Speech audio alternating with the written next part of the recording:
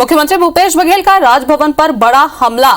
भाजपा के हाथों कठपुतले बने राजभवन के अधिकारी। सीएम भूपेश बघेल ने कहा है राजभवन में आरक्षण संशोधन का विधेयक फंसा हुआ है। ये भी सीएम भूपेश बघेल का कहना है। राजभवन के माध्यम से भाजपा खेल रही है। भाजपा दो मुंही है और विधानसभा में कुछ बोलते हैं, बाहर कुछ और। ये सीएम भूपेश बघेल ने सीधे सीधे भाजपा ऊपर तंज कसा है। जानकारी नहीं है इसकी बात भी कही है। अब राजभवन ना समझे तो मैं क्या करूं, यहाँ पे सीएम भूपेश बघेल का ये कहना है।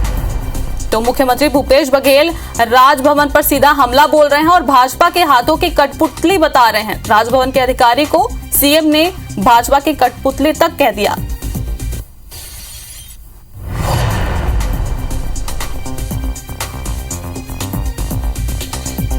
तो मुख्यमंत्री भूपेश बघेल का ये बड़ा हमला, राजभवन पर सीधे सीधे भाजपा की कठपुतली कहा जा रहा है उनको। कि उसे वो अधिकार है ही नहीं। उसको जो विधिक सलाहकार है वो गलत सलाह दे रहे हैं। राज्यपाल जी ने क्या कहा था, जैसे विधानसभा से प्रस्ताव पारित होता है या अध्यादेश सरकार लाती है, मैं तुरंत हस्ताक्षर करूंगी।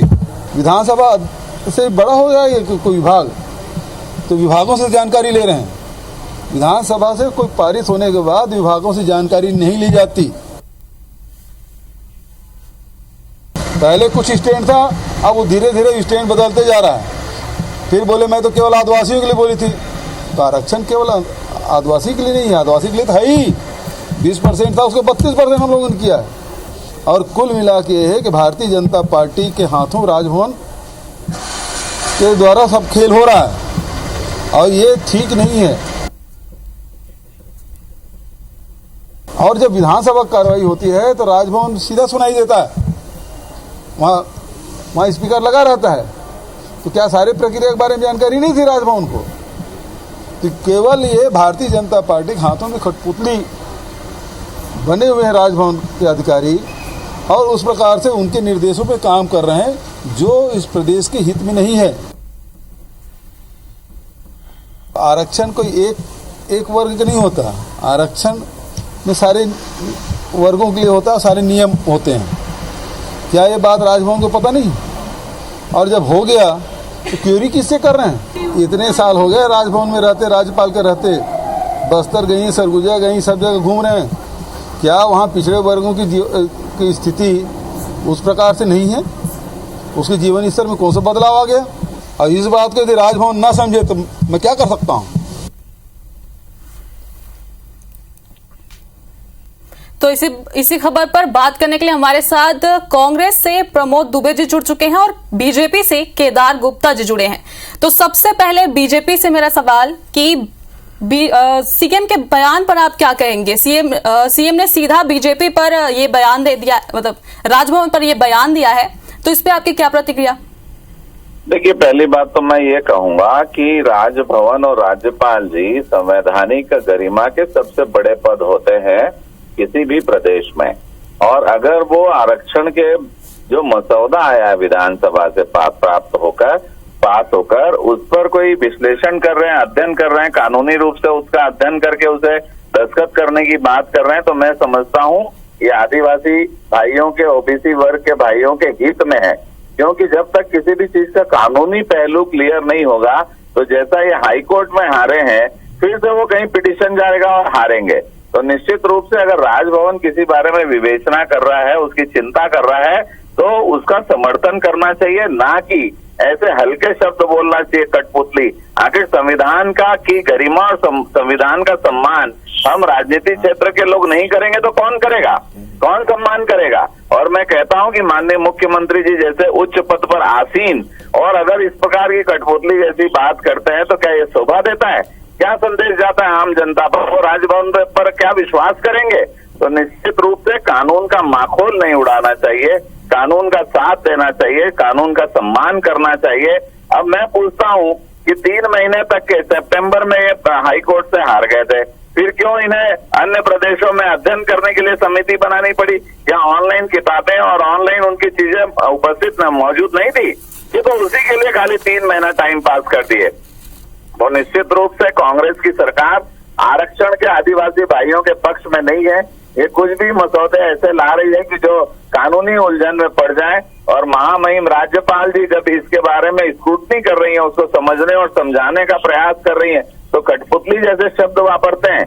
मैं समझता हूँ छत्तीसगढ़ की जनता कानून और संविधान का सम्मान करती है, और ऐसे शब्दों का प्रयोग जब माननीय मुख्यमंत्री जी करते हैं तो मुझे ऐसा लगता है कि कहीं न कहीं गरिमा के अनुरूप ये शब्द नहीं है।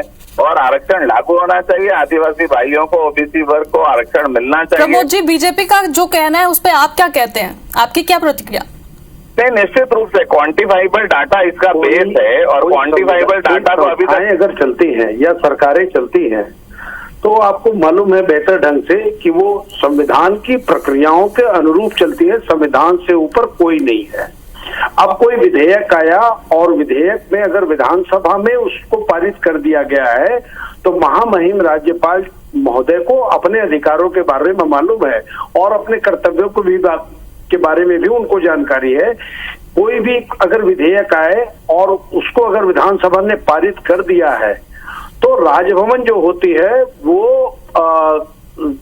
विधानसभा के निर्णयों के अनुकूल होने वाली वो संस्थाएं होती है।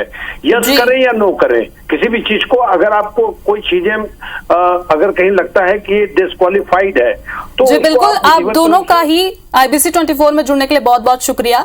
सीएम ने आखिर क्या कहा, दोबारा आपको सुनवाते हैं।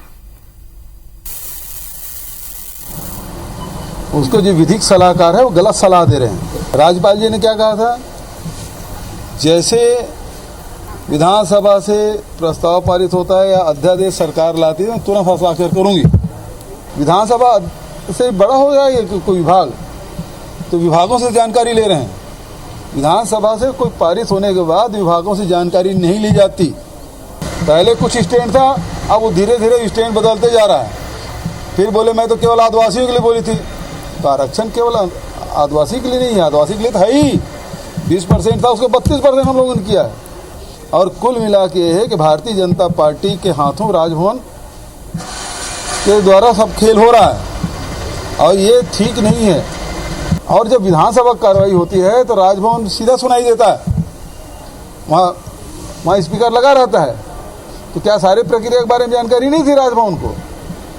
तो केवल ये भारतीय जनता पार्टी के हाथों में कठपुतली बने हुए हैं राजभवन के अधिकारी, और उस प्रकार से उनके निर्देशों पे काम कर रहे हैं जो इस प्रदेश के हित में नहीं है। आरक्षण कोई एक वर्ग का नहीं होता, आरक्षण में सारे वर्गों के लिए होता है, सारे नियम होते हैं। क्या ये बात राजभवन को पता नहीं? और जब हो गया तो क्यूरी किससे कर रहे हैं? इतने साल हो गए राजभवन में रहते, राज्यपाल के रहते, बस्तर गई, सरगुजा गई, सब जगह घूम रहे हैं। क्या वहाँ पिछड़े वर्गों की स्थिति उस प्रकार से नहीं है? उसके जीवन स्तर में कौन सा बदलाव आ गया? और इस बात को यदि राजभवन ना समझे तो मैं क्या कर सकता हूँ?